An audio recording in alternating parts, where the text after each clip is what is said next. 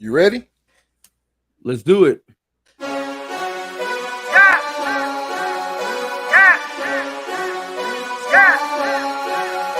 What? I mean, it's been turning up with the girl around us and she loving her. If we don't know you, don't come close to her. If you with your gang, let me hear you say what? What? Good afternoon, good evening, good night. This is season 4, episode 7 of the Reed Talk and Listen podcast. I'm your host, Nick Reed, along with my brother and co-host, Trey Reed. How you doing tonight, man? Shit, I'm straight, man. Trying to beat this heat. Man, hey, I'm telling you, that's what's got me discombobulated over here, man. No, I'm playing. But every time we take a little bit off, man, I feel like the intro, the thing that we do every single time, which should be down packed, do it in our sleep. Like when we take a little week off or whatever, I'm like, what episode is it? What season is it? Like I just spaz out. Bro, when I was doing the thumbnail for it, I was like, how are we only on episode 7? I feel like we've Exactly. done way more. But then I also get my podcasting stars running together because I'm doing Dreaded Archer and the RTLs. Like they get to running together, plus all the ones that I'm guest on. Exactly. And then we miss a week, or this comes up and that comes up, or whatever, and you still count that week in your head. Yep. I know I do. Even if I'm if I'm out of town or whatever, I'm not, and we can't do a pod or whatever, I still count when that Thursday comes around. You know what I'm saying? Bam, that episode, it happened in my brain. Right. It still happened in my brain. So, And I'm sure it's because we talk on the phone, so it's like you think like, oh yeah, we talked about this. Like, yeah, but that went on the podcast. exactly. Was it a pod? Exactly. But man, you said it when we first got on here, man. Just trying to beat the heat, man. What is global warming a thing? Is it just hotter than it's ever been, or was it this hot last year and we just had a off season, so we just not used to it? It feels hot, Bruh, I think it's a little bit of both, man. I think coming off of 2020, let's say 2020, everybody was in the house, during this time, so you really didn't feel the heat. 2021, it was about this hot too, you know what I'm saying? And this year it's just like, dude, my backyard is actually my whole yard is a shit show right now, man. yeah. Like you can't get it enough water because then your water bill gonna be super damn high. Oh my goodness. But this is the thing right here. Even if the number doesn't change, I was thinking about this today, and that's why I'm going off on this weather thing. Because I was riding in the car on the way to the gym today, thinking about this. It says 95 degrees on my thermometer. It says 95 on my phone right at the time when I was looking at it. It says 95 on my phone. Well, and when I'm standing outside, it feels like it's about 115 degrees out here, man. Like, no, the number isn't changing, but does it just seem it's just hotter? I don't know if that makes sense. No, it just seems hotter. It's like here when when it's cold, it'll be like 1 degrees. You know what I'm saying? 1 degrees outside, and you be like, it don't feel like 1. But then when it's like 13 degrees, it feels way colder than 1 degrees. It's just weird. I don't know. It's crazy. I guess it's kind of mental or whatever it is, man. But I don't know, man. I just been thinking like this summer, man. Like this is the summer that's gonna take me out of here. You know what I'm saying? Like if I go out and do just a little bit too extra, I could be gone. It could take me out. Bro, I did it last Saturday. I got up, went to the gym about 7, got done about 8:15, and I went over to the hill and started running. And dude, like, I do this whole little circuit, and after that first circuit, I'm like, oh shit, like there's no way I'm gonna get 4 more of these. There's just no way. It was too hot, dude. I was already like drenched in sweat, and the only reason why I kept pushing through is because there was like some people walking on the trail, and they like stopped and started talking, and they pretended to start talking. Like, they really were just watching me. So I'm like, well, shit. If I pass out, I know they're gonna call somebody. Yeah, you think? Yeah, it's gonna be on YouTube. I would do what? Yeah, you think they're gonna help you? Your ass is gonna be on YouTube. I don't look for people to help. Like I would have never that would have never crossed my mind. Oh, it's 10 extra people out here. If I pass out, they gonna get me. No, I would never think that. I would never think that, bro. I would be thinking, man, if I pass out here, I'm gonna be viral. And if I'm going that way, I'm still going that way because they just recorded me. Is he okay? Is he okay? Yeah, he all right. somebody throw some water on him. Oh my God. That's the world we live in right now, which is sad to say, man. But speaking of the heat and the summertime, it's been proposed for no sports activity in the month of June. No. It has not that it's been proposed. It's just people are talking about it. Well, I'm saying, I mean, it's going around. Yeah, it's going around as a thing. So we have no sports in the month of June for these high school athletes. No AAU tournaments, no track meets, no 7-on-7, no baseball for 1 month. You know, I don't think it's a bad thing, man. 1 month off, I believe won't hurt the athlete. if anything, it'll give them a time to almost recuperate. You know what I'm saying? It's kind of like it's probably a bad to compare it to this, but when you think about people that bodybuild, you know what I'm saying? Yeah, they push gear, 11 months out of the year. You know, the smart ones will, if they're not competing, they get off of it. You know what I'm saying? But a lot of them, let's say they push it through about 11 months out of the year, and they take that 1 month for the body to just get clean and recuperate, and then they back on it again. I don't think 1 month of taking this 1 month to enjoy yourself, you know what I'm saying, as far as be a kid, not go get in no shit, but just 1 month to just kind of clear your mind of all sports and shit. I just think as far as clear your mind of being competitive, still get a workout in. That's why I don't like it. That's why I don't like it. 1 month of not being competitive. Me and you both know, which is kind of how we ended up on here, kind of how we ended up in the woods hunting. You don't that competitive nature is something that fuels you. It makes you a better person. It makes you feel better. Once you've deemed yourself an athlete, because some of us are just athletes. That's all there is to it. Like there are doctors who are born doctors. You know what I'm saying? Lawyers who are born lawyers, judges born judges. Some people are born athletes. For a kid that is strictly an athlete, that competitive nature is what fuels him. When you take that away from a kid, it completely dumbs down or numbs down that feeling. It completely, or does it make them hungrier? No, it doesn't make them hungrier. Take an athlete. You see it all the time with injury. You see it all the time with injury. No, the injury may not be injury where he can't work out, but he can't play. When that guy comes back, it takes a while to get that back. So now we're saying nothing in the month. Let's just say June, whatever it's going to be a summer month, obviously. So we got June, July, and that's pretty much it. So let's just say it's June. We're going to take June out. When I get that guy back in July and start practicing up, now I got to take 2 weeks to get him back competing. But 2 days don't start till August. But workouts are now. Yeah, you're still working out. You're not. But that's what I'm saying. But that's what I'm saying. You're taking away from my progression.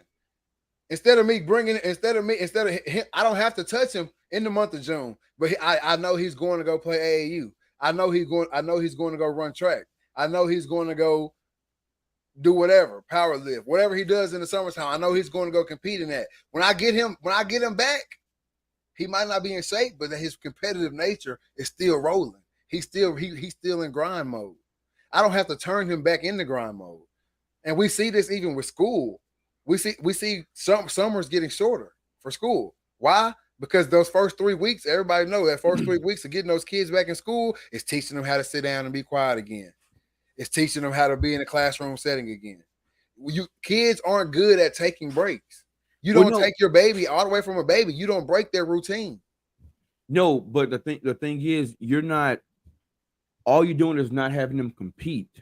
You know what I'm saying? Exactly. No. But the thing is, you can still go out and you're gonna get your conditioning. You can still have some kind of competition within conditioning But as far as making it like a 7-on-7 focus, you don't need that for 1 month. We can bounce back in July. Because truth be told, if 1 month is gonna knock you off that bad, that's an issue. Because that's it. But they're kids, huh? But they're kids. I'm not saying you can take the pros and give them a month off. Hell, give them 2 months off. They are getting paid to keep a grind. Right. But if let's just say little Timmy, he plays summer league baseball. In that month off, he don't have no trainer. He don't have no nothing, none of that. So that is his workout. That is his competitiveness. That's how he keeps his athleticism going. You gonna kill little Timmy. He gonna be. What do you mean? What is he gonna do for a month? He don't have no trainer. So I'm talking strictly high school kids. I'm not talking about. I'm talking high school kids too. It would work for little Timmy because Timmy's sport don't start till mid-March, June. No, he plays football too. He plays football too. I'm just saying his summer workouts is him playing. He travels all summer playing baseball normally. Right. Starting at the end of May, when he gets out of school, boom, he playing baseball all through the summer. That's what he do. That's what he does. And then football, he kicks up back football in July, into July. You are taking Jizzle says you have to reflect on performance. You're gonna have to elaborate a little bit more on that, Jizzle. But you taking everything away from him for a month. Now he's sitting on the couch playing Xbox or whatever it is for a month. He's a kid. I'm not expecting him to go out there and get it in on his own. Not every kid's gonna do that. No, but you already said if he's playing football, he's going to summer workouts. He should be going to summer workouts. Jizzle said when the guys are performing, they are. When they are what? We have to be disciplined men. I feel what you're saying, Jizzle. I just don't know what you're saying right now. Yeah, I feel what you're saying. I just don't know where the correlation is. Hey, if you want to, man, you can hit that link in the description and come on and you can and elaborate on what you're talking about. But if Timmy's playing football, he's going to summer workouts. His school should require him to be doing summer workouts. All it's saying, like, take a month off. Oh, they can still go work out with the team at the school? Yes, it's just no. Then this ain't even up for discussion. That's really dumb. They just can't go to a competition. What's the break? Ain't no break in that. That's really out of the question. That shouldn't even be brought up.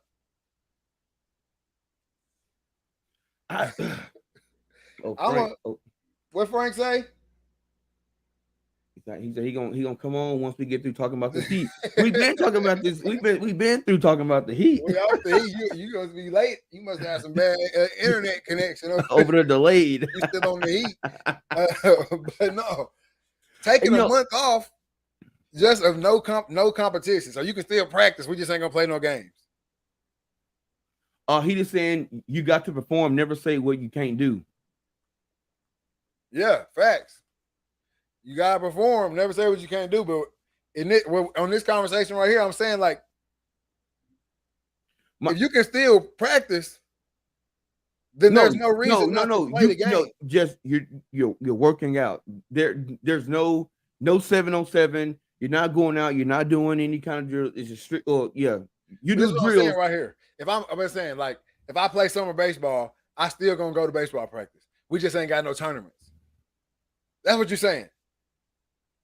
No, because it's only with the schools. This got nothing to do with, like, if you playing, like, you said AAU. If I'm on an AAU basketball team, we still got practice. We just ain't got no tournaments.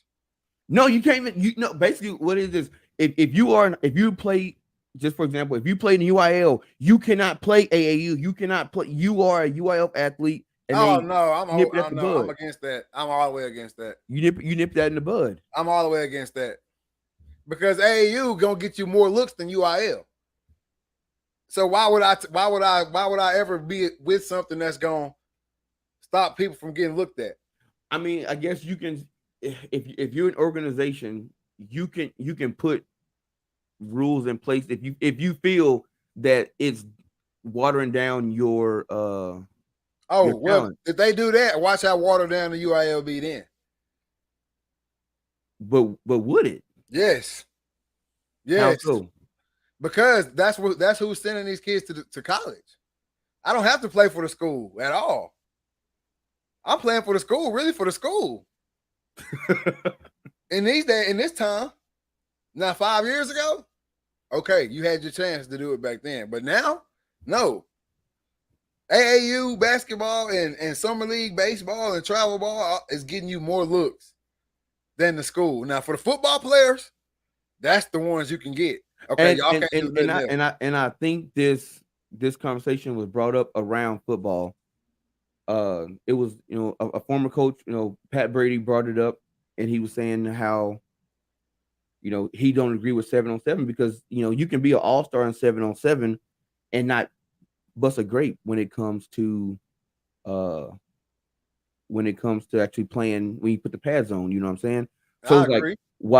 like why put the extra stress on in 7-on-7? Like take that time off. Take a month off. I honestly don't believe a month is going to hurt. I would be okay. I'm gonna take that back. I'll say I was 100% against 7-on-7 until about a week ago. Right. I explain that. And the only thing that changed me is because this is the one beneficial thing to 7-on-7. This is the one beneficial thing to 7-on-7, especially if you're a spread team or anything like that. Timing with the receivers, quarterback and receivers. Okay. I can't argue that. I can't argue against that at all. The timing, if you play a full 7-on-7 season and you are a spread team, coming out of 7-on-7 going into the season, your receiver and QBs should be on point. All right. Okay. That's where 7-on-7 stops for me. And same thing for the corners as well, working on their timing. So guys in the secondary. All right, cool. So I get that. But as far as like Brian Bowe saying 7-on-7 is great for the athletes, they can get the same. You can get the same work from 7-on-7 as you can doing pass hold at practice or working out with the team. Same camaraderie, same work ethic, all that good stuff. But it's wild because I feel like back in the day when I was in school, there was only like a handful of tournaments.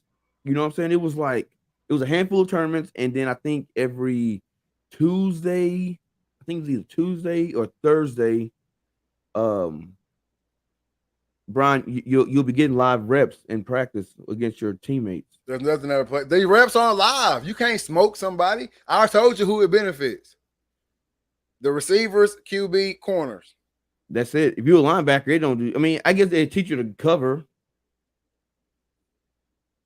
against actual competition, not your teammates. It's not the same because when the competition actually counts, 7-on-7 don't mean shit. I've seen teams go win state in 7-on-7 and don't win a damn game when the pass come on. And this is the thing too. This is the thing that mattered back in the day, Brian. Playing against somebody else and against your teammates mattered back in the day, right? Because the guys on the other team you really didn't know. Y'all, you know what I'm saying? You almost hated them. You had some grudge against them. So no, it wasn't the same. But now it's just at practice you with your friends, and then on Friday night or whatever, Thursday, whatever, you playing against your friends as well. Exactly. You know what I'm saying? So you can get the same. And honestly, I love 7-on-7, but I think 7-on-7 gives teams false hope. Because you could have a bomb ass 7-on-7, and that's the thing too, though. A team that don't even run the spread can come out there in 7-on-7 and run everybody. We see it happen around here every year. Yep. A team that does not run the spread at all, they pass the ball maybe a few times a game. They pass the ball and they come out and whack people every summer in 7-on-7. All right, we got Coach Gooden popping on. What's up? What's good? What's good? Ah, man. Another day. Yes, sir. What So you got? how you feel about this conversation?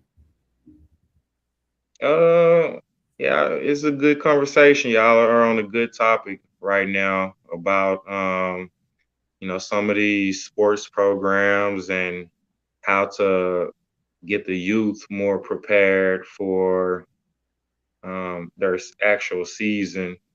And everything it does happen in due season. Everything happens at a certain time, and and I kind of just wanted to say that if the youth, they believe in themselves, they getting to learn about the sports. That's the point of being on AAU teams, or even competing in sports. You get to learn more about your teammates, you learn more about the sport. And just from being an athlete alone, it allows you to live a different type of life. That's true. For Big sure. facts, man. Big facts, man. Hey, we appreciate you Wait, coming on here doing your wait. thing. Oh, go ahead. Go ahead. Is this G from Hooks? Yep. Hey, play that Purdue. Yep. Hey, damn. Man, how you been? Oh, I've been all right, man. God is good. I really just kind of been on a journey, and I always give thanks to God. God is such a good guy. It really is. Now, I can't never say that enough. He allows us to go through so much, and, throughout my hard times, throughout my good times, throughout my good days, my bad days, um, I continue to find the strength within, and I'm continually able to give the glory to God because He continues to make a way for me. Oh, And for sure, for sure. I think, and as an athlete too, that kind of was something that set me apart. And coaches, they pick up on a lot of things. Coaches, they want to know more about, like, your family, um, what type of environments that you come from. And those type of things are important to coaches at the college level or professional level, because they want to know, like, who are your friends, what kind of people are you around, because that's going to say something about you as an athlete as well, as along your journey. Ultimately, as an athlete, it comes down to performance. But coaches, it's hard for them to pick and choose between athletes sometimes, to say, hey, who we're gonna have to play, who we're gonna start, who we're gonna have to sit this game, especially if you have if you're on a team with a lot of good athletes. So things like your parents, athlete's parents can make a difference. Athletes, their character, um, their grades, all those things make a difference. And also, most of these people, they play sports either because their parents are making them play sports, and then some of them, they have other reasons why they're playing sports. Maybe their friends are playing, or these athletes have to kind of take it upon themselves at some point as men to say, hey, this is why I'm doing this. And you have to perform in order to say, hey, if you do have the desire to do other things, not every athlete has the same goals and same dreams. Some people are just, they're just around for a season. Most definitely. Most definitely. Hey, G, what we want you to do, man, we want you to hop in the inbox, man, and send us your number, because we want to bring you on and talk about some more in-depth stuff with you about football players, and obviously you being a D1 college football player yourself. We want to go down that road and walk that road with you too, man. But we got to get you off. We got somebody else waiting in the background, and we just we're gonna roll y'all in and out like that. But hop in the inbox, shoot us your number, man. We're gonna get at you. For sure, for sure. There we go, man. Hey, make sure y'all like, subscribe, Share the page. Oh, there go. We got Brian Bowe here. Hey, hold on, Brian. Let me run through my little tab. If you're watching right now, y'all go ahead and like, share, subscribe to the YouTube, like the Facebook page, get over to the Instagram page, my boy the Dreaded Archer. Get over to my boy Killer Cam, KILLR Cam, over on the Instagram, man, with all the shoe content. The Dreaded Archer for all your bow and archery necessities and needs over there, man. He got you right there. And don't forget hunting. And hunting needs too as well. Hunting needs as well. Don't. My bad. I told you I've been off for a week. It's rough. But yeah, make sure y'all get that, man. Anywhere you can hear the podcast, you can hear the voice of myself and the Dreaded Archer. And if you listen to this episode, you're even going to be able to hear my insurance buddy, Brian Bowe, Shelter Insurance. Look at that free plug. Gave him that free plug real quick. That's right. I'm gonna be a sponsor of the show before too long. Hey, there we go. That's what we like to hear now. But yeah, Brian, we saw you commenting, man. I see what you feel about 7-on-7, but go ahead and explain that. I know you used to be a coach as well. Yeah, so I mean, just coaching background. I mean, I get what you're saying, especially teams that can go and have success that are not spread teams, or maybe they go have success during the summer and then come time to strap those pads on and they don't do the same thing. I get it, but man, you just can't replace live reps. And I get what you're saying about live against your teammates, but when you're against somebody else, it's just a different caliber. That competition, that's really why they play it. Like you said, timing and things like that from the secondary, the linebackers, the receivers, quarterbacks, all that kind of stuff. But I mean, it's really just, at least from my coaching experience, I mean, you just can't imitate those live reps when you're practicing against each other every day. Yeah. I mean, I don't mean live reps by your hitting. I just mean full speed, full speed reps. Yeah. Full speed reps. I do get that, but that's what I was saying too. Like in 2022, is playing against another team really much different than playing against your own team? The way the athletes are connected and the web of athletes there are nowadays. Yeah, I mean, it's competition too. You go out and you practice against each other, your teammates. First D, first offense, they going, against each other every day in practice. But you go and start playing other people. It's that competition. You want to win. So it's not just about that, but it's also you're taking your team and you're competing. You find out a lot about your team in the summer because come August, you got to put the best players on the field. Yeah. During the summer in 7-on-7, you find out who can really play, who's got that competitive edge, who your dogs are, even without pads on, because you go out in 7-on-7 and they're competing. They don't care who it is. They want to win. What do you got to say about the false hope? It's essential, for sure. What do you got to say about the false hope? Because I believe right there what you just said kind of adds to the false hope. You might have 25 dogs in 7-on-7, and only 2 of them is really dogs in August. Yeah, because like I know when I was in school, they called them underwear All-Americans. When you in shorts and t-shirt, they'll go out there and they'll catch the ball because they know they're not gonna get hit. They run their routes a lot crisper because they know they're not gonna get hit. Mm-hmm. But then you put them pads on, and it's a whole nother story. Yeah, I mean, there's gonna be good and there's gonna be bad, but I think there's more good than bad. I mean. You still get your routes on air, you still get your reps against your defense and everything. But during the summer, when you can't strap on those pads yet, how do you make your time? How do you use that time to the best of your abilities? I mean, what else could you do? I mean, you can stay at home and work out and do stuff together, but you're not even supposed to have really full team activities during certain times of that. Yeah. I mean, so that's one reason why 7-on-7 even came about, because UIL and then in Arkansas, the AAA, you've only got certain weeks that you can actually, of course, strap on pads. You got spring ball, and then you got, only certain days and weeks and times that you can do full team. That's why you have to split up and just do 7-on-7, because it's considered a full team if you got the lineman there. So that's why you do a bunch of that stuff. Yeah. I like I said earlier, I was 100% against 7-on-7 until about 2 weeks ago.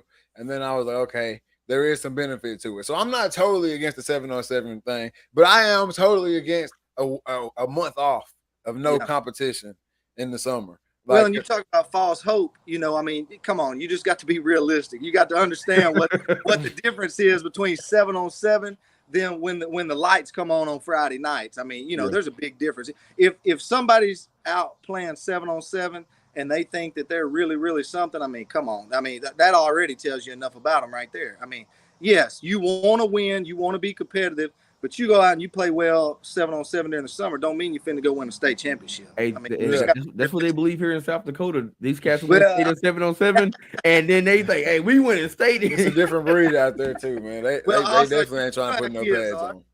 You know how kids are. You got to have a little trash talk somewhere. But here in South Dakota, you at least get a shot because everybody make the playoffs, regardless of your record. Oh, we're not gonna get into this.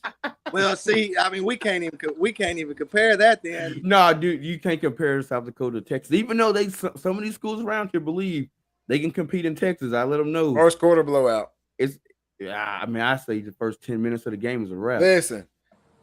Well, guys, look, I appreciate y'all go ahead.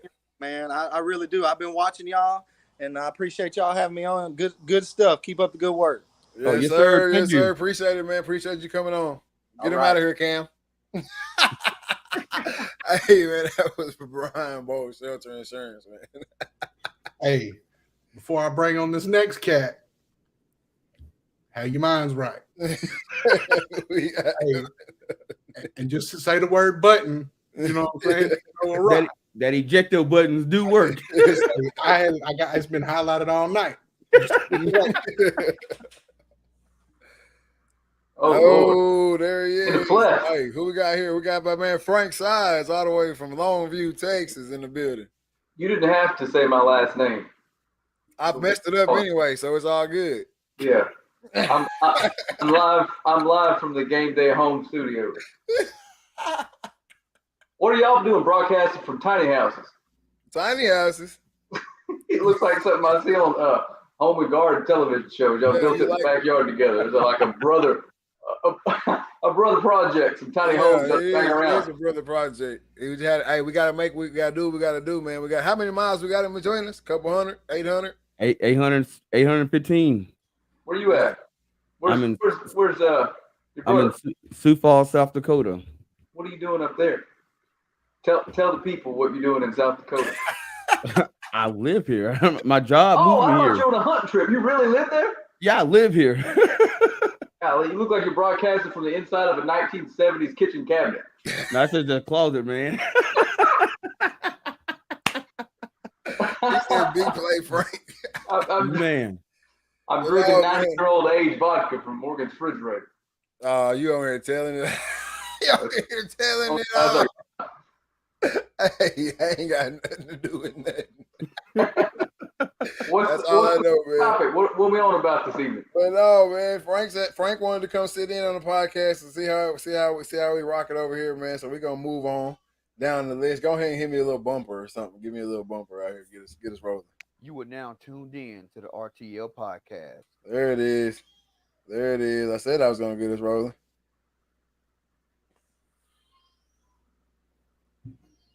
Oh, I'm glad you are here, Frank, because you would like to weigh in on this right here. Uh-oh.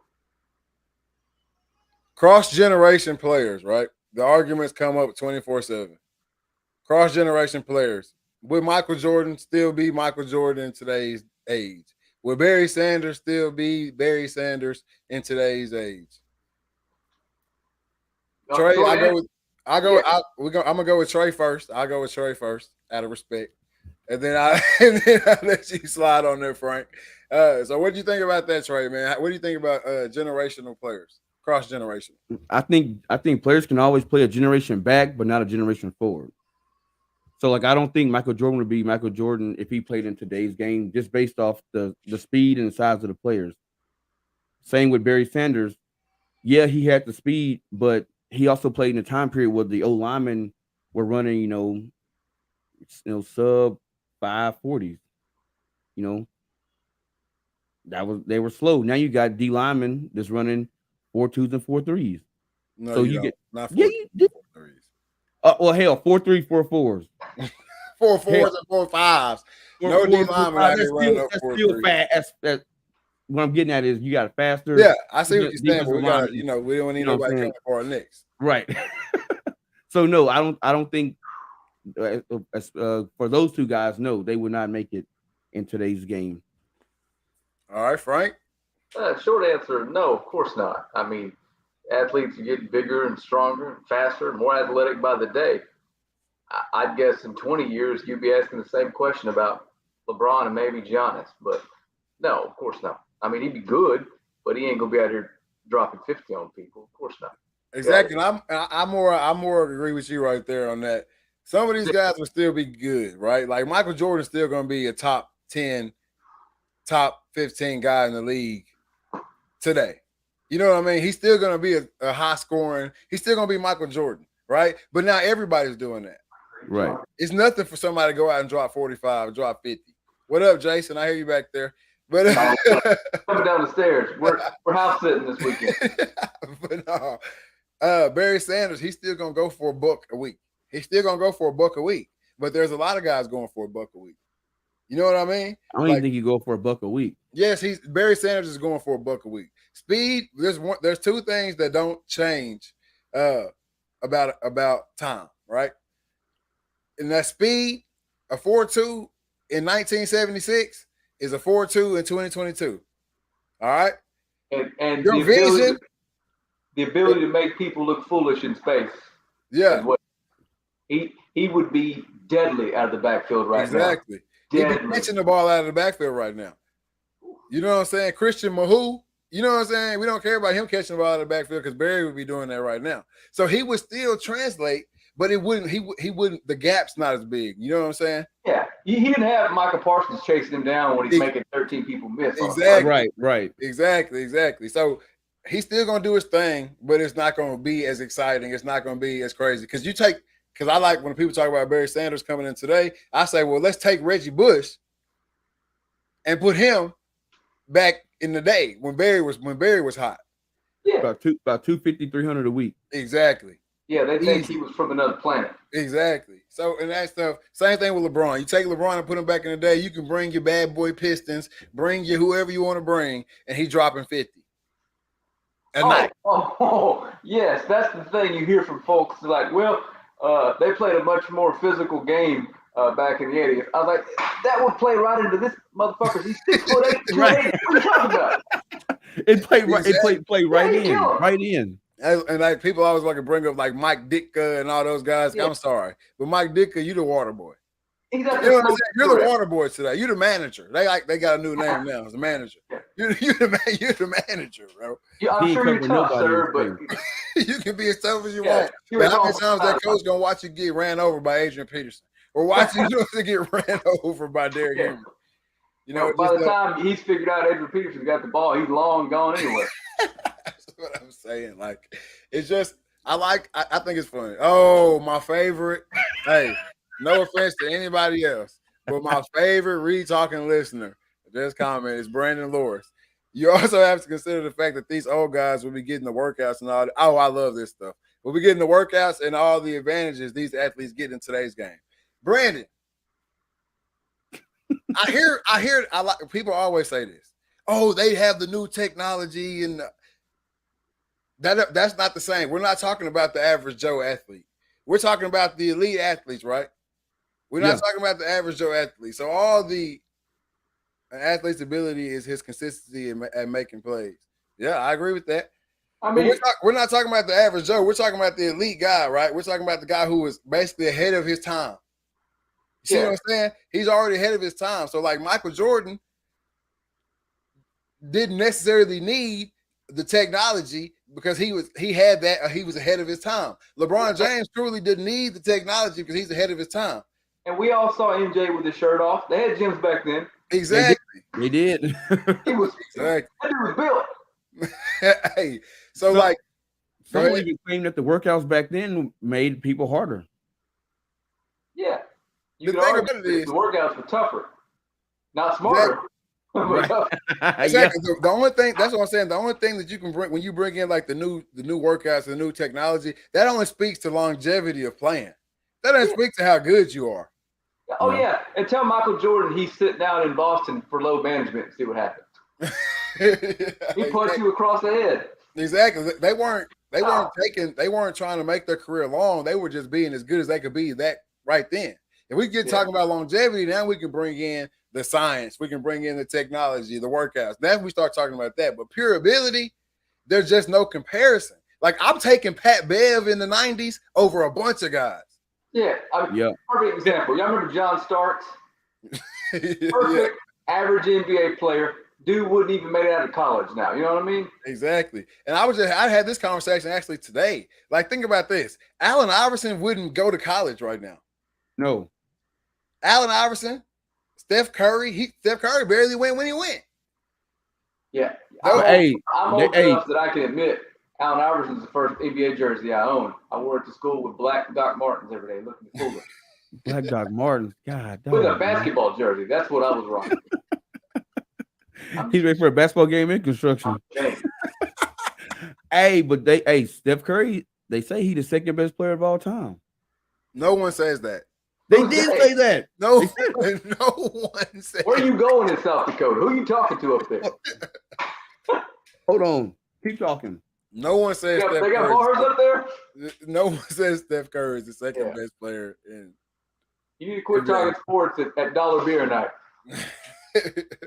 Iverson was a stud in college. What are you talking about? I'm saying Brandon, he wouldn't get recruited today. He wouldn't get recruited. Allen Iverson? Yeah. I bet if he came along now, he'd be playing quarterback at Clemson. I mean, yeah, he might have picked a different sport, but I'm Football. saying he wouldn't go the basketball route. NBA Insider believes Stephen Curry is the second best player of all time behind Michael Jordan. I saw Jordan in his prime in the 90s. Curry reminds me a lot of that offensively. Take that shit off the screen. Yeah. I mean, Texarkana game day insider Frank Sides believes that's bullshit.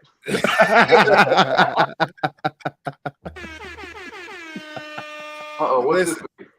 Steph Curry, that was just a drop for you right there, man. Drop them horns for you. But no, listen, Steph Curry is the best shooter of all time. I'll give him that all day, any day. Hands down. Best shooter. And maybe the best at creating space to get his shot. But as far as being the best player, there's just too many attributes I need that you don't bring me. Yeah. Why are we bringing up the Lewis thing? Iverson was a stud in college. What are you talking about? Yes, he was a stud in college. Dick Butkus was a hell of a center. That's what I'm saying. Like, it don't keep going. It don't translate to the new generation. Now, I'm going to be honest with you. Iverson is one of the few that I think could translate. It's like he just because everybody now is doing what Iverson was doing. Listen, I think he could translate. Listen, I believe he could translate. I don't believe he would have a chance to show us. That's what I'm saying. I don't think he would get that shot. There's a few Allen Iversons out there right now that they trying to figure out something to do next year. They just graduated in high school. They trying to figure out where they gonna work at next year, or where they just being a student trying to walk on. You know what I'm saying? Like, yeah, it's just not the same. I need a 7-footer that can dribble now. Yeah, the big man. Yeah, that's what I'm saying. And Steph would be the one that I would like to see in person go back, because those dudes trying to guard him and watch him make space and just drop, 40-footers would be so hilarious to see their reactions. You know what I mean? They'd be looking back at the bench like, what are we supposed to do here? No, they probably check him. Somebody probably knock him out and the game back then. Oh, You're bro, right. Steph Curry, if you take Steph Curry back in the day, we don't know any of those players. We would only be talking about Steph. Yeah. Oh, for real. Like, no doubt about it. It would be a wash. It would be a wash. When's the baseball segment? He said, "When's the baseball segment?" Frank is an avid baseball fan. Oh yeah, Frank's a big baseball guy, but y'all want no part of that. Yeah, it bores me. And I can tell you now, I couldn't tell you anybody that's playing baseball right now. I don't know. I know the dude from Japan, Otani. That's about it. Hey, yeah, Frank. We man. talked about Otani a few episodes back. Yeah, what he's doing, man, is he a start? What the question was, is he a start of a trend? Like in the next 5 years, that we see 20 Otanis in the league? No, good God, he's thing I said. He's one of one. Nothing like this ever existed before. But like, I watched a documentary about him, and basically they like grew him in a lab, but he was groomed to be this baseball player to come to the United States. Like, they kept him over in Japan or China for how long, and then they kept wanting to bring him over. It was like, nope, time's not ready yet, or time's not right. And then once they felt time was right, then they allowed him to come over. So like, you don't think they can have another guy like him or a couple guys like him in the That process. fold waiting? No, just God given talent wise, that just you can't build that. It just doesn't happen. I'm telling you. That's what I said too. It's I just think unheard of. It is unheard of. it's too hard to be that good at that many aspects of the game. Yeah, we're talking about somebody who is simultaneously one of the 7 best pitchers in the world while being one of the 10 to 12 best hitters in the world. It's absurd. Absolutely. Like, you just don't have the time to work on their craft like that. Like, pitchers are POs. They only pitch. They work on that shit 7 days a week. You know what I'm saying? Like, that's Up what through they high do. school, you play both, and then when you get to college or you get signed, they decide he's going to be a pitcher. He's going to be. Well, like, no, I'm talking about like in that China, that league they have over there, that little farm. You don't think they're trying to replicate him? Oh, yeah, they are trying to. Everybody is. Yeah. Everybody in America is trying to replicate it right now too. But unless they got some kind of. we don't. But in America, we don't have schools like that where we can just say, like, this is what you're going to do. No, but there's baseball players out there right now in America that aren't touching another ball. They ain't looking at another field or court. They only are playing baseball from January to January. They are playing baseball and they are trying to be Ohtani. They're out there right now. But they have too many things going on in their life that they're not saying like this is your focus. Like they're free to do whatever. Oh yeah, they're homeschooled. Bryce Harper out. Like those guys exist. Okay. Most of them just don't make it because you can't. It's too hard. And then on top of that, just like genetically, the people over there are naturally smaller than the athletes here. Oh, right. So, and we're gonna have to have one just like everything came together perfectly. This dude blew up to 6'4", 240, and just was an expert at a couple different crafts. It's kind of like him and Yao Ming about all they got for athletes, like dominant athletes. Well, they got Ichiro Suzuki. Oh, Ichiro. Can't forget about him, but he was small. But he was also. No, he I'm wasn't talking about with with the big. I'm talking about the big frame, like coming out like, "Go, this is abnormal." Like Yu Darvish, both of his parents were athletes. That's where his size came from. But you don't have a lot of that over there. You just don't. Right. Exactly. That's just too hard, man. But what's been cracking around the country in the sports world, the biggest news that keeps coming out, man, is all of these NIL deals for the college athletes. They're going crazy. It's getting huge. And we got one coming out right now that's when the final number comes out, it's going to blow our minds. Right now, the rumor is $9.5 million. All right. This kid isn't even out of high school yet. Okay. He's coming out of Pittsburgh, and his name is Jaden Rashada. All right. $9.5 million. Rumors have it he turned down $11 million from Florida's booster club to commit to Miami for the 9.5. How the guy, I don't want to mess up his name. Troy, you have it right there, don't you? It's John Ruiz. John Ruiz comes out and says, I never told anybody an amount. We met and talked about a number, but I've never put the number out there.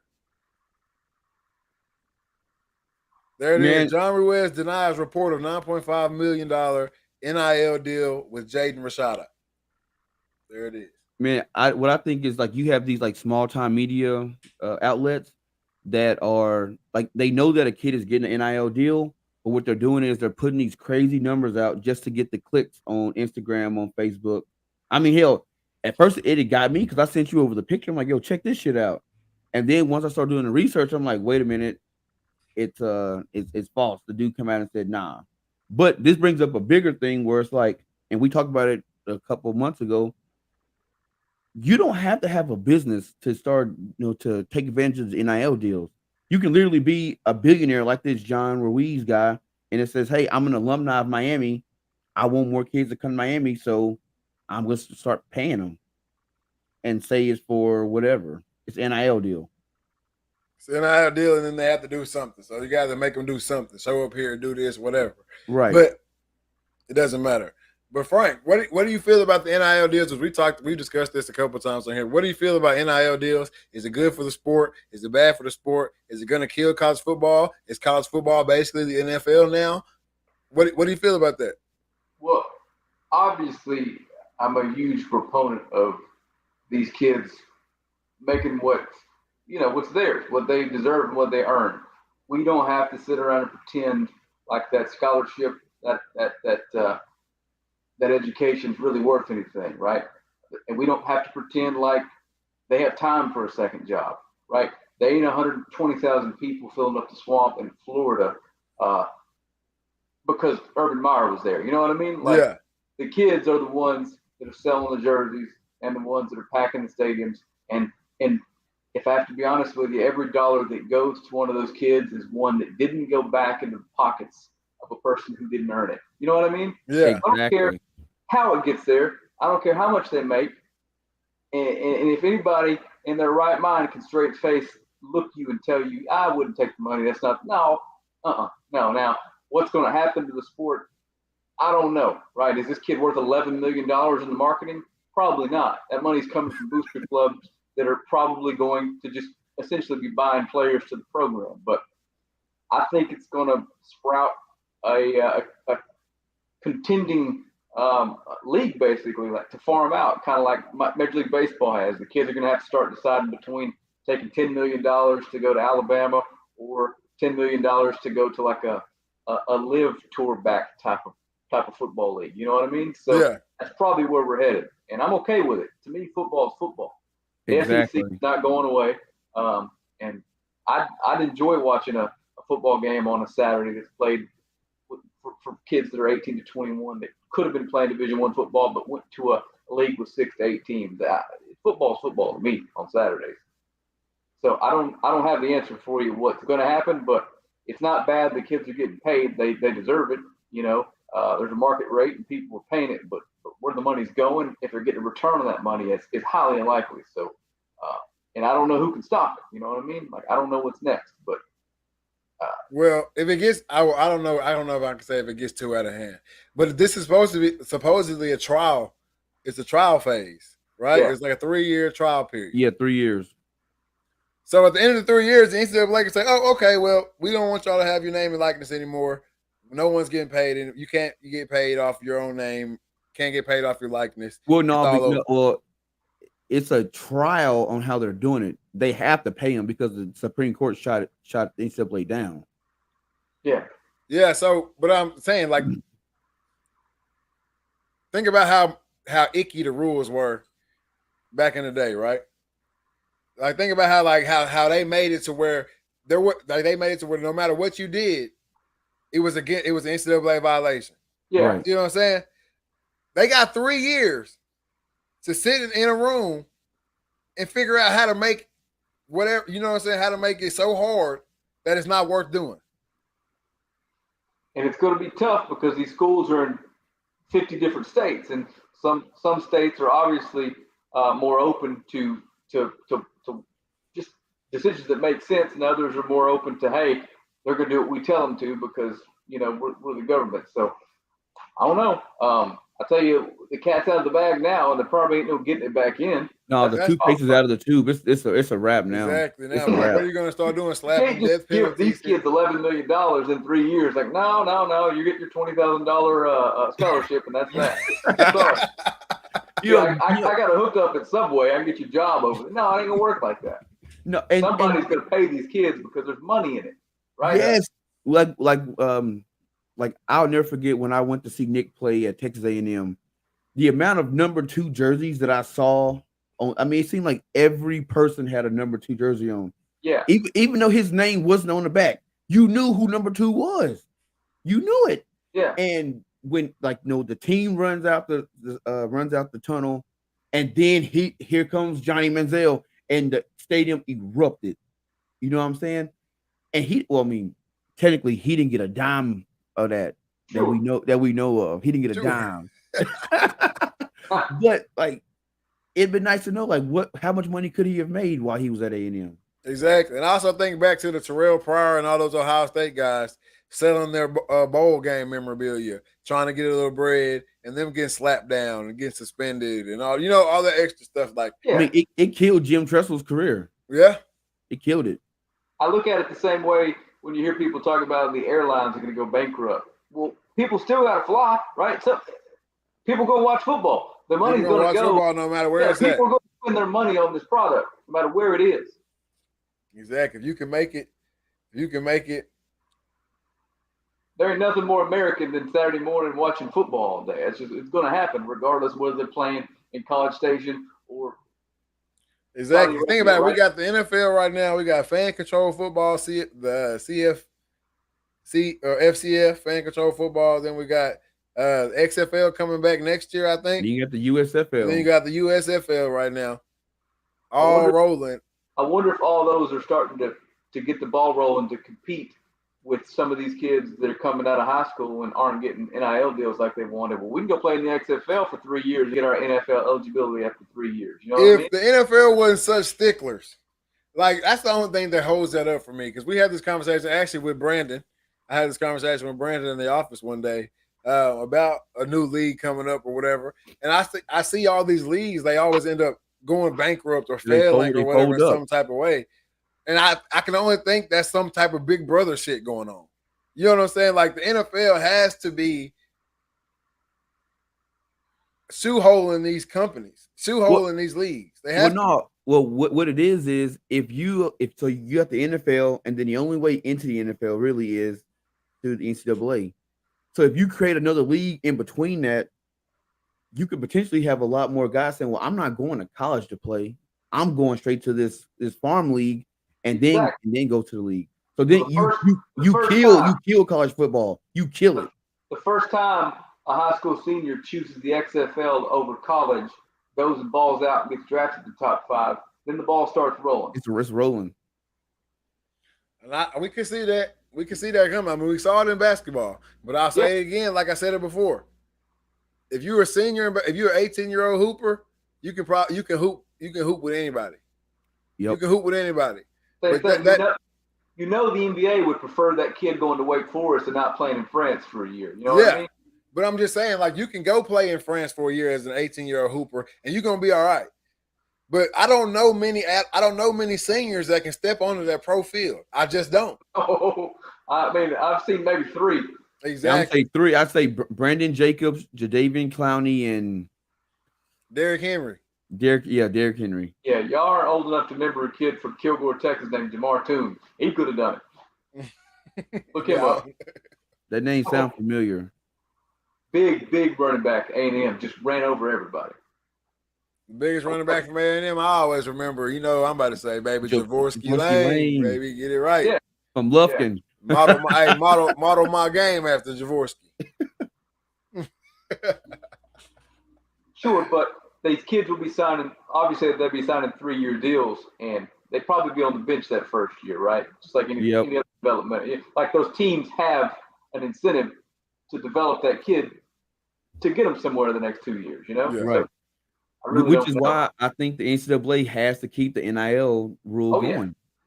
Because if you kill it, and then another league comes in, let's just say the NFL says, you know what, the USFL is going to be the farm league. They get a couple more teams. Now you can go in and get paid, play 2-3 years, and then boom, you enter the draft. Or they do like baseball. You get drafted out of high school. You play for the Cowboys, but you go to the Cowboys farm team. Yeah, exactly. Just like baseball, basically. Yeah. Yep. It could happen. I think we're a long ways away from that. I think we got a few more generations away from that, just because you got to be ready. I think you get way more washouts that way. If I send you to college, your washout is on their hands. If I put you in my farm system, then when you wash out, I'm paying for that washout. See what I'm saying? There's going to be a lot of washouts in football. Yeah. There's a lot of washouts now, even going through college. So think about the washout rate. Who's this guy at the bottom of the screen? What's he about to talk? That's the super producer, Killer Cam. He said he got something to weigh in on this. Uh-oh.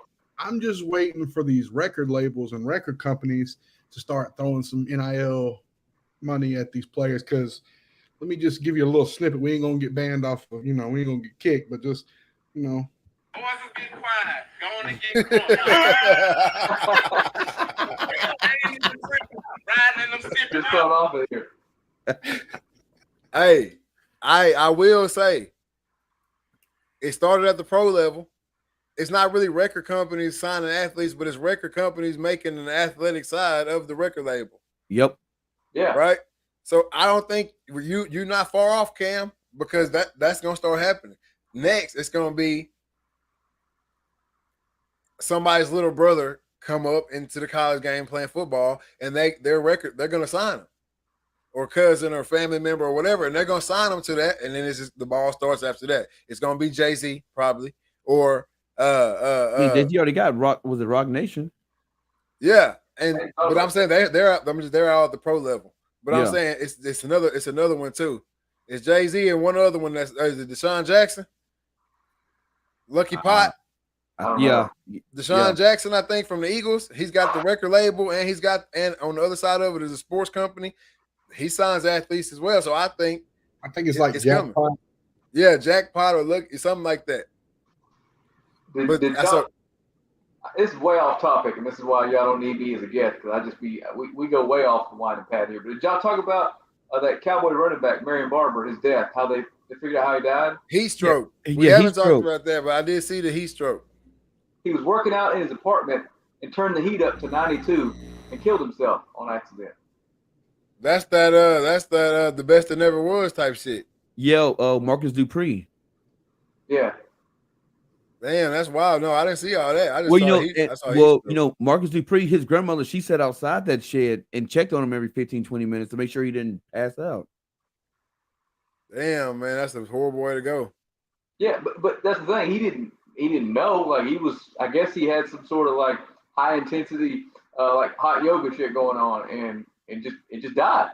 Staying in good shape. It's crazy.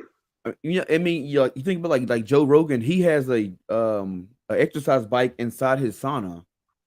He cranks that joke up to about 200 degrees and rides. That's crazy. That's wild shit. I was outside today for 30 minutes, and I didn't want no part of that.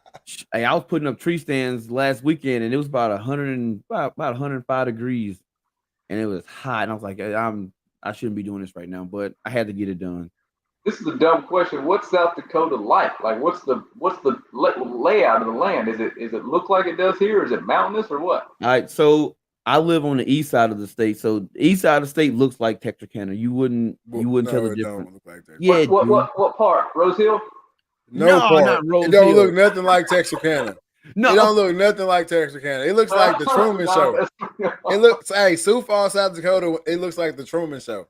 every house looked the same. You don't like. I see. Like a prairie. Yeah, but then you go to the west side of the state, then it's a whole nother world. You got mountains and valleys and all kind of cool stuff. Gotcha. I'd rather live on the west side of the state. Makes some sense. They're gonna be outside his house with pitchforks tonight, right? Is it north? Like, is South Dakota north of the Indian reservations, or are there some up there? Oh, there's Indian reservations everywhere. So you got Pine Ridge, which is the poorest and most dangerous reservation in the country. You got Rosebud, which they have some amazing elk hunting on the Rosebud reservation. It's like about $10,000-$15,000 for a tag. And that's pretty nice. And then you got the Big Sioux. They're up in Flandreau, and they have like this big marijuana thing. That's like their money maker in casinos.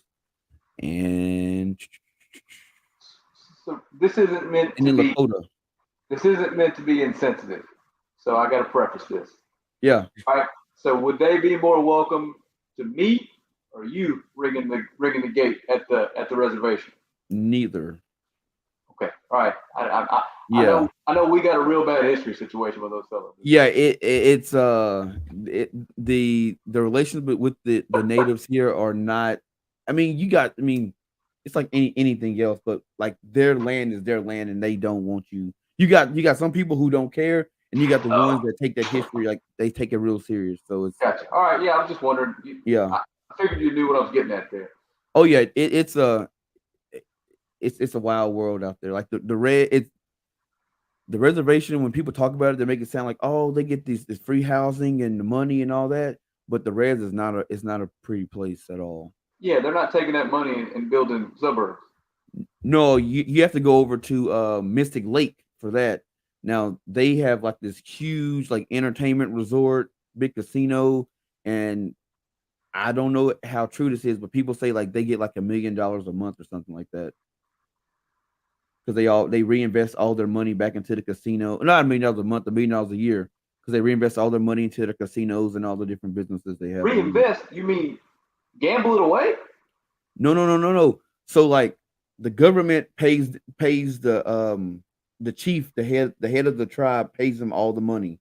Oh, I thought you meant that they get their stipend and go to the casino and lose it all. No. They reinvest it as far as like adding on to the casino, bringing in bigger talent, such like Luke Bryan and all these different country singers and stuff like that, and all the stores and stuff are all owned by people of the tribe.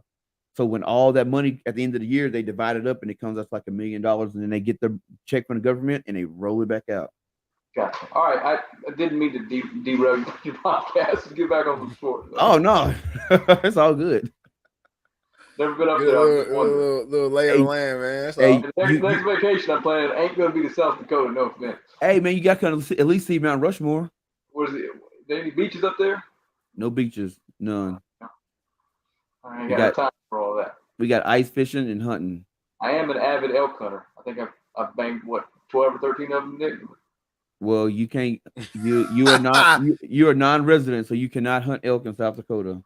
I'm going to be honest. I've never shot a gun in my life, so I'm joking. Yeah, he is not an elk hunter at all. I was like, where is he going? I was going to say some type of joke on the end of it. If he said he had 15 elk, that's some damn good. I did see there's a dozen deer just hanging out here in the backyard, literally just waiting. I know. I've already had that conversation with the landowner. I'm talking like you could just go wrestle one. I've had the conversation with the landowner a few times. There's somebody over there in the neighborhoods that ain't worried about the landowner. You hear me? Hey, somebody said they're gonna take it upon themselves. There's a serial deer killer on the loose. Uh-oh. Yeah, slitting throats to the deer, man, over there. You serious? I'm dead serious. Absolutely. Made the local Hold news. on. There's somebody sneaking up on a deer and slitting its throat. And back here? In that area, there's like a whole. Hey, hold on. Either one of y'all got a guest bedroom? I ain't. Yeah, because if he can get that close up on a deer, he can get that close up on a deer. What are you gonna do to you? I'll be sleeping when I open. If you can sneak up on a deer and slit his throat, you are a hell of a man. Listen, he's obviously doing something to him first. Like he might be shooting him first or whatever, but that's definitely how he's ending them. Probably hit him with a tranquilizer or something. Gonna make it. Hey, if you watching this podcast, sir or ma'am, I ain't got no smoke with you. That's all I got to say. I ain't got no. Somebody getting on in the comments. Keep it No. Keep it over there in the north. Don't. Yeah, I live in the hood now, so do what y'all got to do over there. They ain't got no natural habitat over there. Hey, you hear me? You come over here, you slitting throats to the raccoons and possums.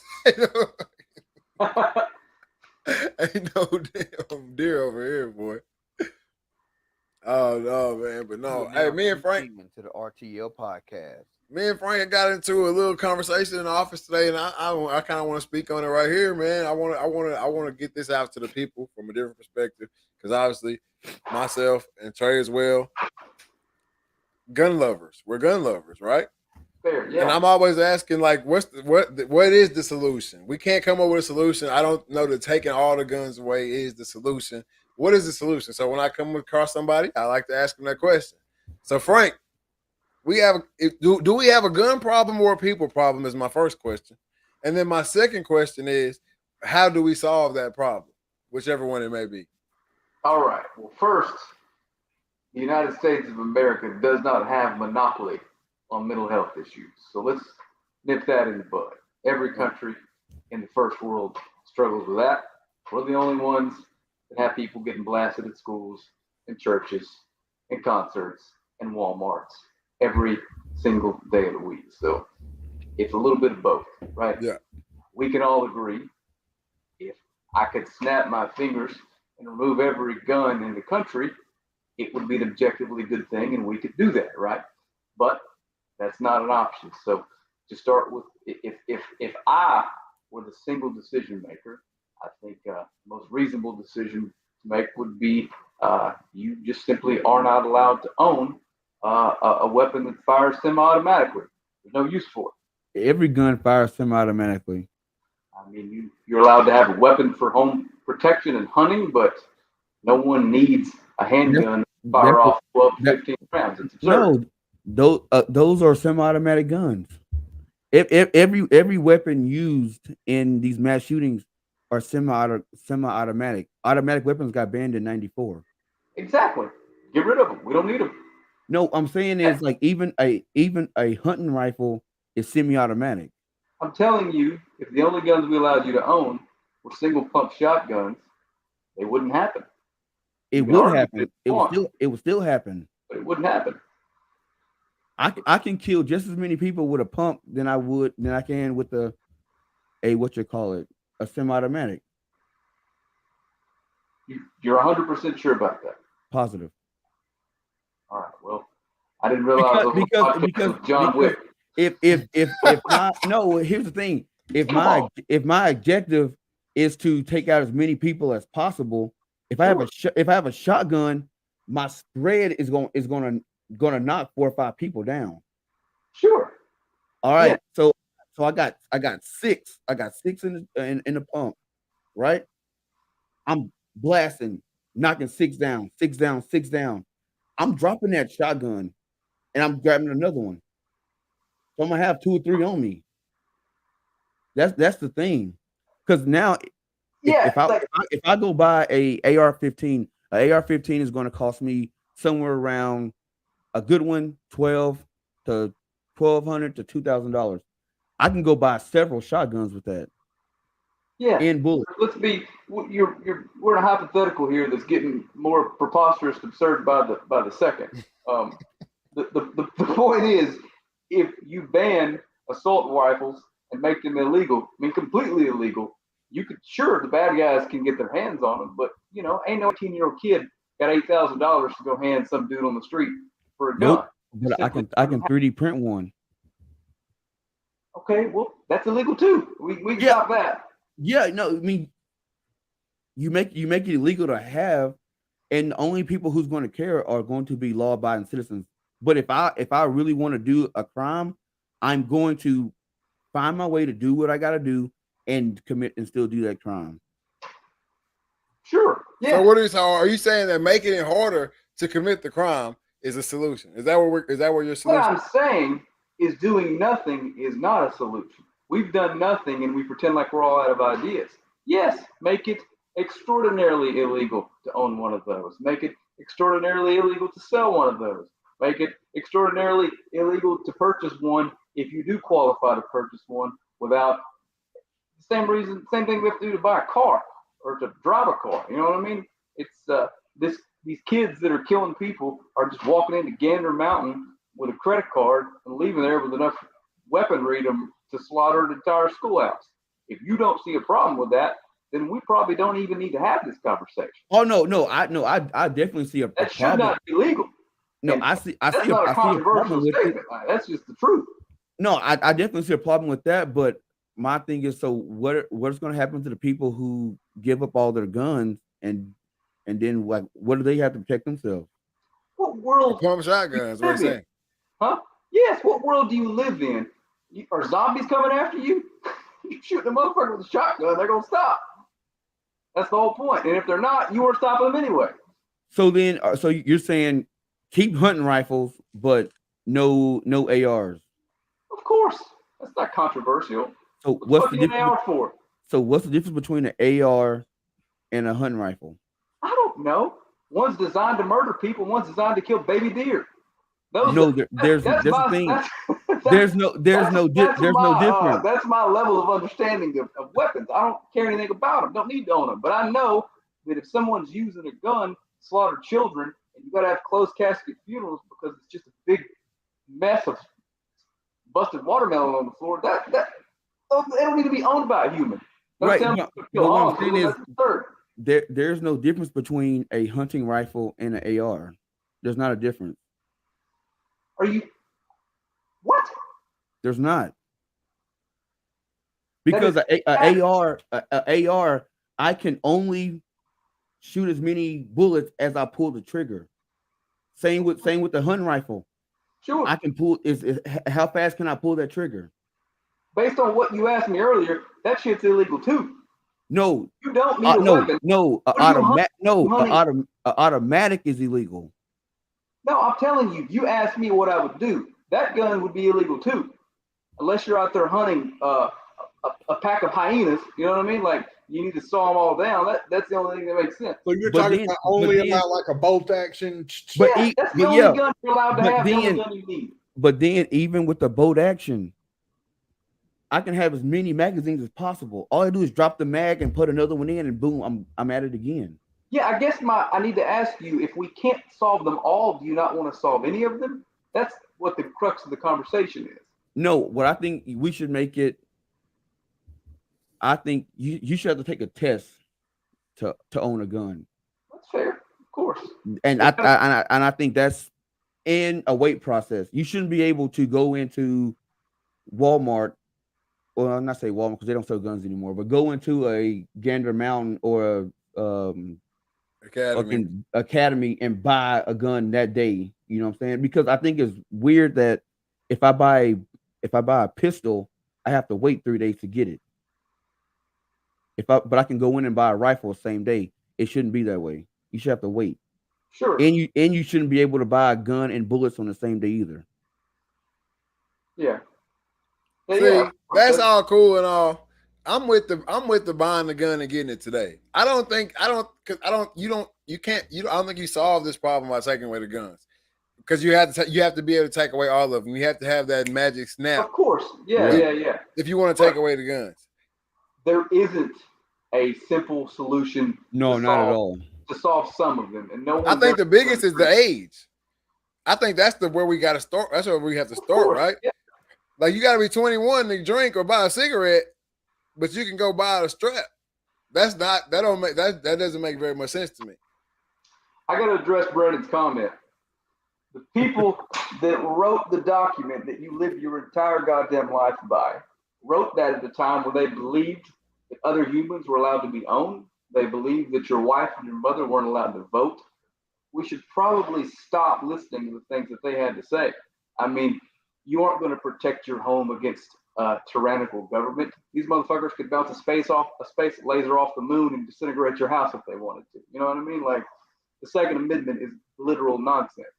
You know what I mean? Like, that's so stupid. And every word of it's ridiculous. So, yes, I don't need to know how an AR-15 works to know that motherfucker was built to literally kill people. There's no other use for it. You can use it for things, just like I can use a mop, turn the channel on this television, but that ain't what it was made for. Right? It's absurd. I can agree. I can agree with you. I can agree with you that I don't own an AR either. But I can, because I don't have a use for it. Like you said, I don't own one. But I do understand there are people out there who like to build them or whatever. And like I say all the time on this show, I know you knew out here, Frank. But like I say all the time on the show, every system is going to be taken advantage of. Right. So yeah, go ahead, build your guns, have fun with it. Then all of a sudden, an 18-year-old disgruntled young man, young woman, whatever, goes in there. He buys him one, and he goes and murders 20 kids. I'll put it Now, to you this way. the one thing that I do disagree. Not everyone that owns an AR murders a room full of people. Yeah. But everyone that murders a room full of people owns that AR, right? Yeah. Or a pistol, like in I'm saying- California. I'm saying or, the Virginia Tech guy used a pistol. Yeah. Well, he shouldn't have been allowed to have that either. That's what I'm getting at. Guess what? But we don't live in a world. I'm just saying, we don't live in a world that's safe enough to say that. We don't live in a world, like I guarantee you, we don't live in a world that's safe enough to even walk literally down the street. I don't know what world y'all live in. You don't, though. It just on hasn't my happened to doorstep. you yet. You live in Longview, Frank. You do not live in a world where people aren't getting blasted on the daily. AKA Murder View. Ain't nobody coming to my house with a gun. Ain't They nobody haven't nobody yet. anyway. They haven't yet. But that's They what I'm saying. We aren't. don't live in the Like, world. We don't That live in a world world where lives it's in, safe it, enough. it exists only in your mind. That's not true, Sure. Frank. Randomly Turn on the shit happens, TV. but Walk outside. You don't even got to turn on the TV. Just walk outside and listen. I sure. bet you hear sirens. I know where you Sure. stand at this weekend for sure. Walk outside in the nice place you live and listen to what you hear tonight. Ain't nobody coming to kill me, and if they do, I'm right. They can have it. You know what I mean? What am I going to do? I mean, if you feel that way, but I don't feel that way. I'm Yeah, going well, on my turn. That's fair. That's Yeah, how I feel. feel how So you want that- to feel, but I refuse to live my life in that world where that fear even begins to exist. It's ridiculous. It's just the freaking. It's just the world we live in. It's not fictional. It's not made up. It happens every day. Yeah. So Which we end of it likely do you wanna die in be a on? car accident, right?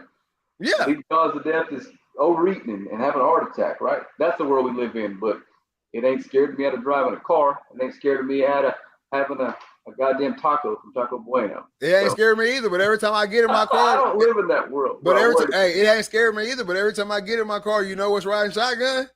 I bet I do. Yeah. Yeah. every time I'm eating a taco at Taco Bueno, you know what's right there with me.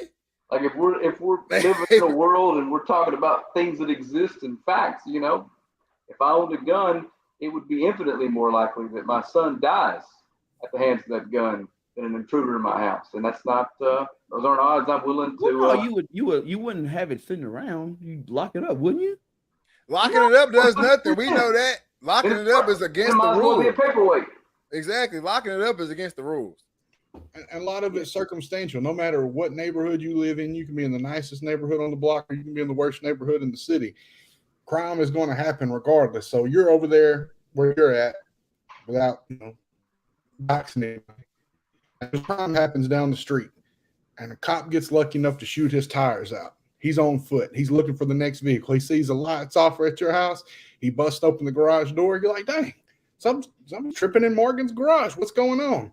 Bang, bang. He steals the car. You was there in the way. You might have called the cops. Now you were just an innocent bystander. It's all circumstantial. Now that's very far fetched, but It's just bad luck. The same reason I don't wear a parachute when I take a goddamn airplane trip. You know what I mean? Like, But it's one of parachute. Out of my control. It's one under the seat. Yeah. I watched that DB Cooper. If you got a parachute, you might be able to make it. got a shot, yeah, but I'm not taking that extra precautional step because of something that could happen. It's unlikely to happen. But that's the thing. Like, I don't get mad about it. I don't care. Nothing's going to change in my lifetime. It just sucks that I have to, see it. It hurt my heart when that school shooting happened, knowing I was holding my son in my lap, and But he could have walked. But in that instance, which is horrible on all parties.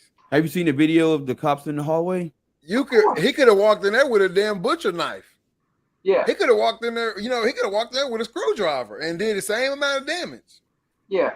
Like it hurt my heart at that moment, knowing that this 18-month-old baby is going to know what an active shooter drill is before he can multiply 6 times 6. yeah, absolutely. We That's the world we live in, and it doesn't have to be that way. It's only that way here. It's only that way right here where we are. This is the only place in the world that it's that way. It's the only place in the world that when you break your leg and you have to go to the hospital without insurance, you're in debt the rest of your life. It's the only place in the world where That's true. people who look like you are incarcerated at an infinitely higher rate than people who look like me. It doesn't have to be that way. It doesn't. None of it does. But it is.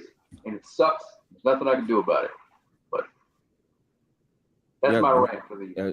Hey, that's true. Like I said, I just believe that there should be some more things in place to get an AR. Because like here, like so for example, we can hunt with silencers here in South Dakota. You can buy a silencer, but it takes you a year from the time you apply for it and pay for it before you can get it. I'm not opposed to having that. If you're not going to use, if it's not for use for hunting, why not wait a year or so to get it? Because I don't have a year. I might be a female with an ex-husband that just got out No, and I gotta wait a year to get my gun. No, I'm strictly talking about like an AR because Okay. No, I'm gonna be real with you. If I'm in my house, the AR is not what I need. I need something that's short range. So I either need a pistol or a pump. Yeah, I'm Actually, not I wouldn't even use a pump. Do you think I it's would- I would use- I would- reasonable? with the lights off and trying to be tactical, and I go down sights. I'm knocking a lamp over. I'm alerting them to my position. I'm trying to come down the hallway, and if it moves, it dies. Yeah, I don't even I mean, need not a me pump. personally, but somebody like myself. Yeah. I need a semi-automatic shotgun is what I need. I don't need a pump. Do you think it's reasonable that if someone wants to buy an AR, they need to explain to somebody just exactly what in the hell they plan to use it for? You know what I mean? Like, No, yeah, sure, yeah, you can have this. You're gonna have to wait a few months and tell us what you want this for. Like, let some agency come out and inspect your land that's overrun by wild hogs before we'll just take your word for it. You know what I mean? Like, here, and then you leave. Okay, this dude's got 9,000 wild hogs tearing things up. He does need an AR. but you can use a 30-06 and kill hogs. You Yeah, need I mean, I don't know how to kill a wild hog. I've never even seen one. It's just I've seen people say that they're having a wild hog problem, so they need their AR-15. See, I think the thing with the ARs, and like I said, I used to own one, but I sold it. They're just fun Legally? to shoot. They're just legally. Yeah, I bought that. I bought it from Gander Mountain when I was 19 years old. But it's just it's too much. Like there's really no use for one. They're just fun to shoot. That's all it is. Yeah, They're just fun to exactly. shoot. Yeah. That's it. I mean, because even like Nick can contest to this. Remember when you came the first year to hunt, we were out at the range, and the dude had that big old gun. Yeah. So what he had 6.5. what he had was an AR-15 chambered in 6.5 Creedmoor with a muzzle brake on the front. He was hitting shit at 600 yards, hitting the metal at 600 yards, dead nuts. He's going to tear the shoulder off a deer. I mean, you're not gonna have nothing left. So like, what's the point of using one for hunting? Like that, I don't, like I have a 6.5 Creedmoor rifle, but I don't have what he had. I mean, that thing was ear piercing when he shot it. It's like owning an F1 race car. It'd be fun as shit to drive out and when you're, want to play with it, but like it has no practical use in our society. You know what I mean? Right. And it's dangerous to other people. And you can kill everybody in downtown Texarkana. You come through there at 245 miles an hour and can't stop. You know what I mean? I wouldn't be surprised if they ban ARs. I see it happening. And would the world be a worse place because of it? I mean, what would it hurt? No. I don't think the world would be a worse place because of it all. I don't have a problem with banning ARs. And like I said, somebody out there might, because they have one and use one. I've never had to use for one. I kill my deer with a rifle. Yeah. I take care of myself with the Nina. And so I don't need an AR. I couldn't tell you the difference between the AR-15 and the 30-06, but I know that what they're made to do, right? So we shouldn't be allowed to just casually own them. We sure as shit shouldn't be allowed. I shouldn't be allowed to get pissed off at Cam and just roll into Gander Mountain like, I need this gun and enough bullets to kill the entire city of Texarkana, Arkansas. But right now, sure, let's go. Load the truck up. Like, that's fucked up. That brings me back to a question which I was talking about, what Trey said about you had to wait 3 days to get a pistol. That 3-day thing, do you really think that that's put in place for people? Like, people walk in, they're pissed off at their neighbor, their ex-wife, or girlfriend's new boyfriend or something, and they give them that 3 days, like, he's hot, he goes in there, he gets it. But I mean, does that 3-day wait? Like, maybe Yeah, it works. It's worked for people and it's worked against people. So there was a lady, and I can't remember the name of the case, but she had a ex-husband who had threatened to kill her. So she went to buy a gun. It took her 3 days to get it. On the second day, he killed her. So it's like that worked against her. But for the most part, yeah, most people, you upset, you go buy a gun, you come back, but. Yeah, I want to be honest. It's some of the things that I've done in the heat of the moment, and my adrenaline spiked and furious. I wouldn't have done the same 72 hours from that point. Right. We're all in the same boat there. I'm certain Cam is.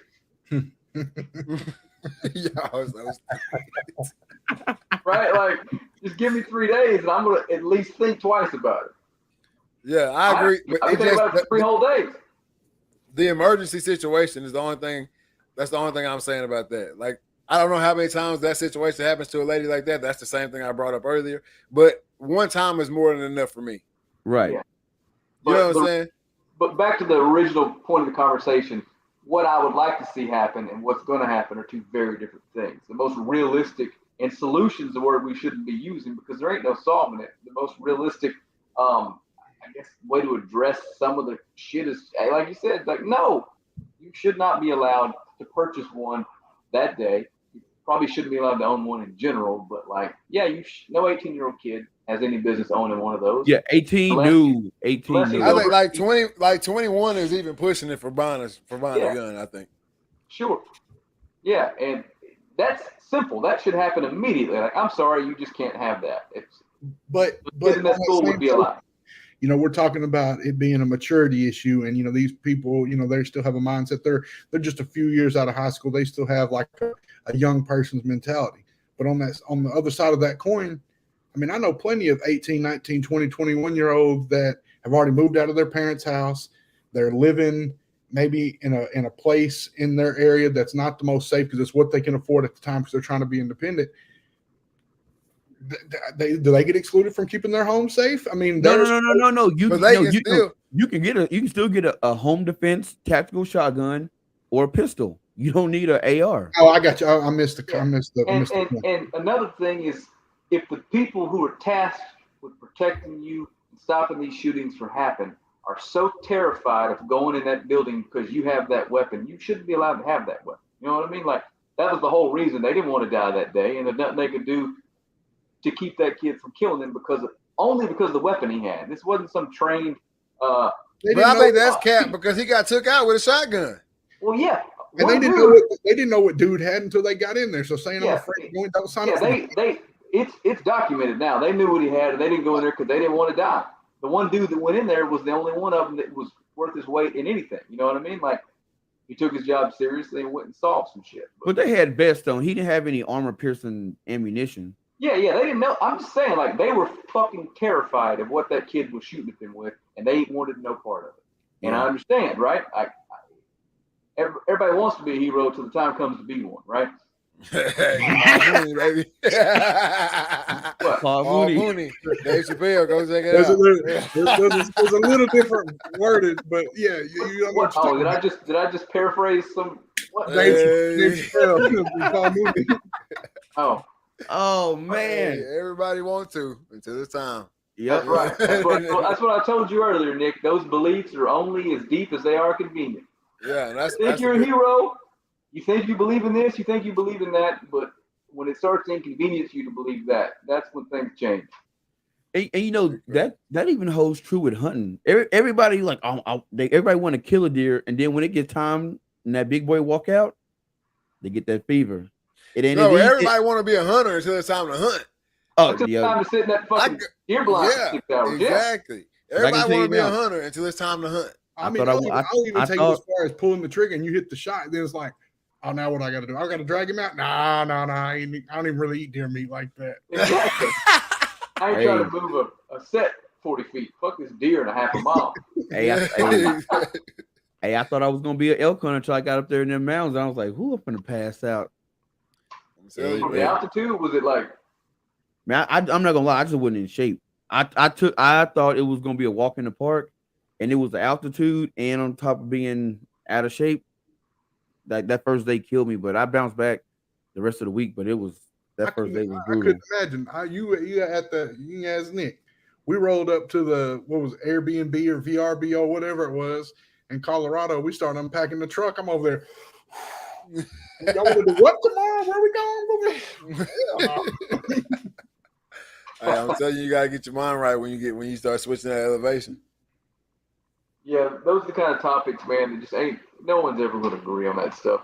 No, you're gonna have you'll talk to 100 different people and get 100 different answers, man. And I was telling them at the office today, the difference between where we live and the other places in the first world, they genuinely care about their constituents and care about their safety, and they don't give a shit how mad it makes people. They're going to do what's best for us as a whole, and that's going to make a lot of them really, really mad. And our politicians aren't here for that. They're here to get reelected and make money. And yep, that's what we are all pawns in their game. Yeah, that's what needs to change first. The United States definitely the most divided amongst the citizens, among its people. You go over there, these other countries, they've been there for. I mean, don't get me wrong. There's people that's moved in or whatever, just like any other place. But they care about their people, like you said. They care about their neighbor. They care about does it benefit me, or because I need these things because I'm wealthy or I live on this part of town or whatever the case may be. They, as a whole, they make decisions as for the better of their people. And that goes for everything, not just gun violence. We're talking about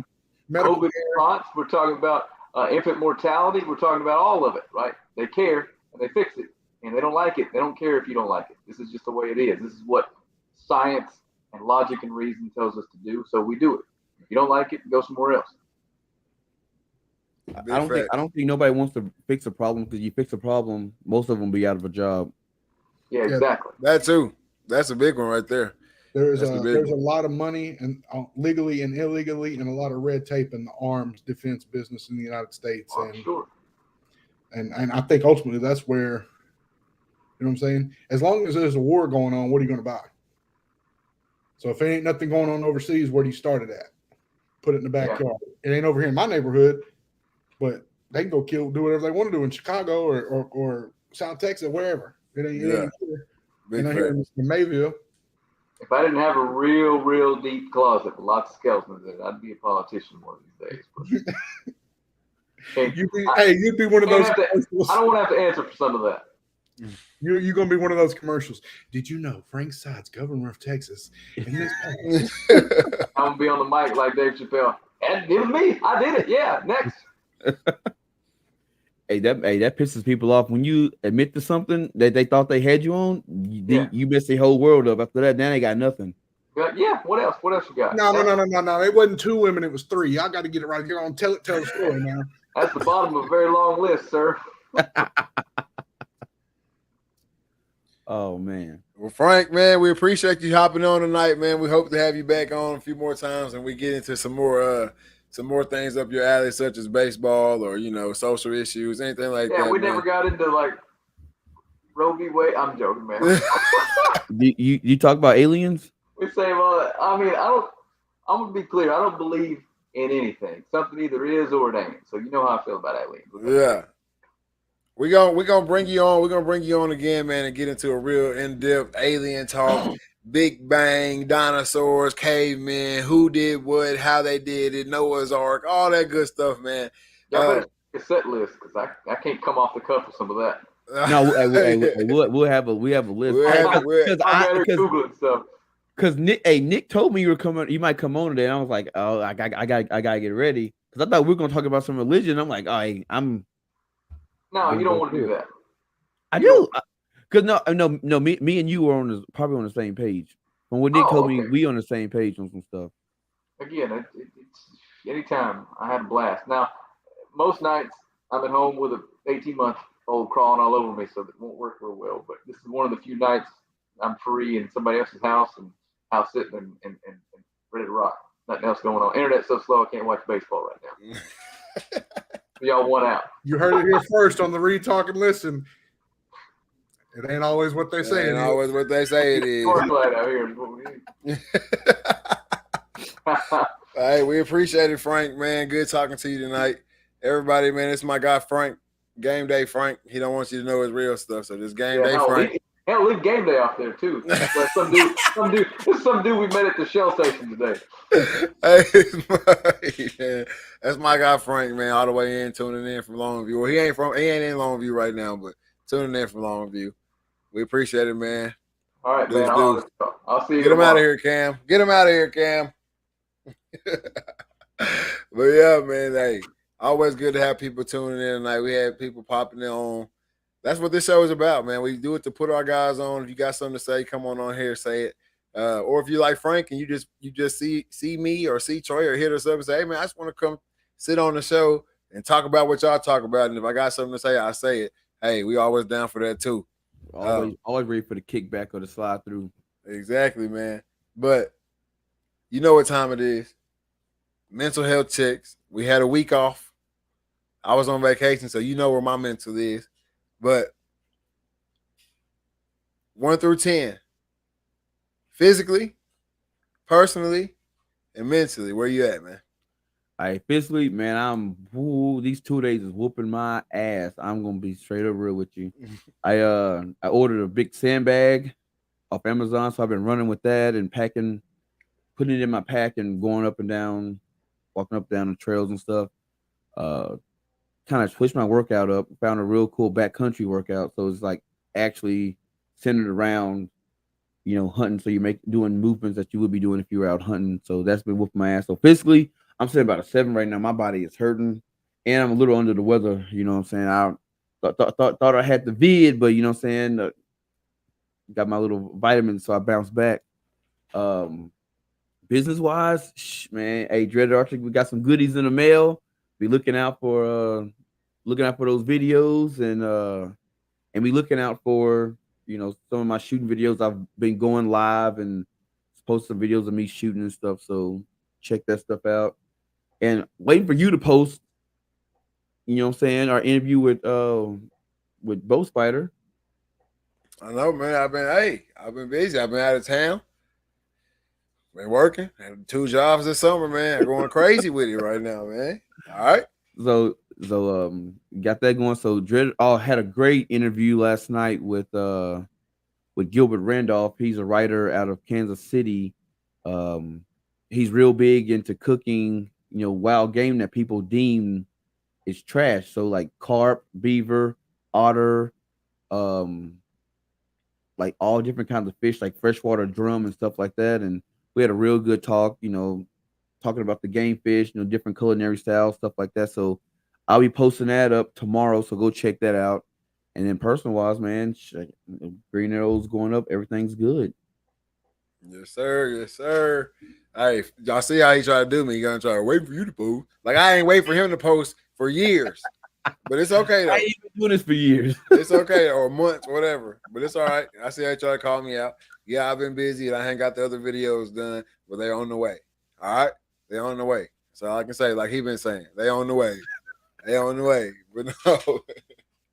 Hey, personally, man, hey, everything's good with me. Just came off a crazy vacation. Literally, I kind of upset I didn't preface the show and start talking off on the show about this, but I probably had one of the greatest experiences of my life last week. I've never, I've been in the ocean several times, right? But never that close to wildlife. I don't do that shit. I fish, I'm on the boat, I catch them, I bring them out one at a time. You know what I'm saying? It's a lot different. All right. So can't say I wasn't a little freaked out getting in the water with all those fish and stingray and guitar fish, and the shark tank inside the water was crazy. Like if you haven't been in Discovery Cove, I'll give them a free plug. It was that good of an experience. If you haven't been in Discovery Cove, if you have a child or anybody who is in love with sea life, one marine biologist in the future, want to do something like that, I know our 6-year-old does. That's the place to go. Life-changing experience. It's controlled, so you don't got to worry about jaws coming to get you or nothing like that. But it's you don't even know it's controlled. When you're under the water, you have no idea. Crazy experience. I loved it. There's a video of it on my page. Actually, no, I haven't uploaded the video of it yet. Actually, yeah, there's one video of Presley touching the stingray. It's legit, actually a manta ray. It's like these manta rays swimming right underneath us, wider than me, Brooke, and Presley, swimming by each other combined. Nope. You know what I mean? Like it was a legit experience. So man, my personal is great. You know what I'm saying? Like I'm up there 9-10. I'm loving it. Came back, week's over for me. Well, got a golf tournament to do tomorrow, but other than that, week's over for me. So it's all good. Physically, I'm feeling all right. The bike at the gym at the end almost killed me a little bit. Going dumb on the bike, trying to catch up. Is a whole story. I'll tell you about it later. But trying to do some stuff on there, man. It was just hot. You know what I'm saying? But physically, I'm booby. Keep saying that. So I'm about 9-10 right there on the physical wise as well. I think that's it. Did I miss one? I think I got it all, man. I'm just good right now. Wedding coming up. Give me your sizes, bro. Man, Mama. Look, he talking about me. He talking about me not posting videos. Mama got on my asses today about it. It's like you're the best man. You need to get everybody to get their sizes. So I got to send a text out tonight, and then I got to screenshot the text and send it to her. Listen, he talking about me making these videos.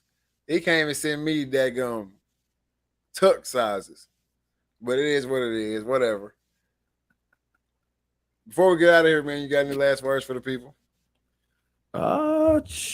Man, hey, if it's something that you want to do and you've been putting it off and putting it off and putting it off, stop putting it off and just start doing it, man. Because every day we wake up, we get close to the expiration date. So you just gotta just do it now. Most definitely. And in lieu of our conversation we had tonight, be vigilant. I'm gonna keep saying it. Be vigilant. Whatever you feel, whatever you deem necessary to protect your home or protect your persons or protect your family, that's what you do. When the rules change, we'll visit that when they change or if they change. If not, do what you gotta do to protect your family. Watch out who all around you. Watch who your kids play with. Watch whose house your kids going to. Watch who outside talking to your kids when they're outside playing. Just be vigilant of what's going on around you, man. And we're gonna be all right. Yep. With all that being said, this is season 4, episode 7 of the Reed Talk and Listen podcast. I am your host, Nick Reed, along with my brother and co-host Trey Reed, my boy Killer Cam in the back, and we are out.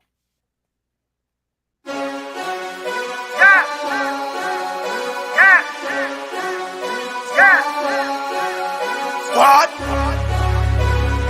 I mean, it's been turning up with her. The girl around us and she loving her. If we don't know you, don't go close to her. If you with your girl, let me hear you say, what?